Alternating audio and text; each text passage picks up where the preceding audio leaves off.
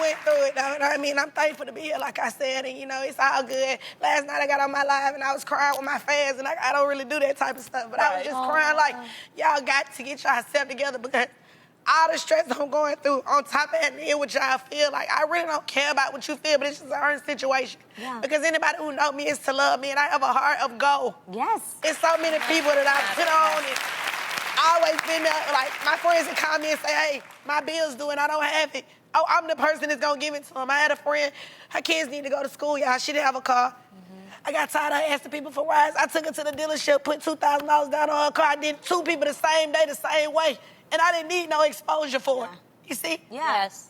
And it just be crazy. Like, Tiny is my friend, true that, but don't think Tiny was hanging around a broke, bum girl. Like, I always been about my business. She wouldn't be able to say she's my best friend if I was a bum and I didn't have ideas and I didn't know anything. Right. That's what. This is my question to you. This is my question. What do you want people to know about Shekinah?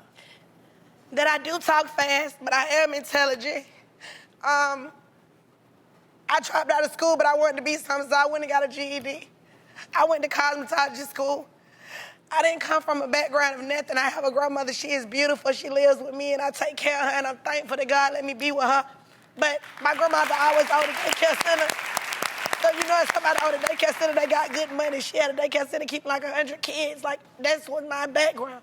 I always had a car. I always had my own room. I always had a cell phone when I was young. I don't know what it is to struggle, but I did want to go to the hood. And maybe that was my problem. I went to the hood. I wanted to see what was over there. We stayed in the neighborhood, but we were not project. I went to the projects, though, to meet and greet. My grandma kept a lot of project kids. So I know both sides, but I just hate how people always, you know, putting me down, and they don't know me. Believe me. Oh, and I want speech therapy. Anybody out there that's seeing this show today? You say you want speech therapy. I want speech. I need help. I love your accent so much. When you first came out day one, I was like, dang, there's a swag to the way you speak. Yeah, and I'm country. I'm from the South. Yes, yes. So sometimes, and I have braces. You know, I had them a lot of times. But what I tell you, I said, you know what? Sometimes you have to look at yourself on TV. Look at yourself, and then you can see. You know, I wasn't that mad at that. myself. And I told you that. I but said everybody you were else, great. they told me up, y'all. You want to know why? Because a lot of them want to be on TV just like you. Yes. That's what it is. Okay? And they don't know what it is. They think if somebody has that much time, and I'm talking to anybody out there who knows exactly who I'm talking about.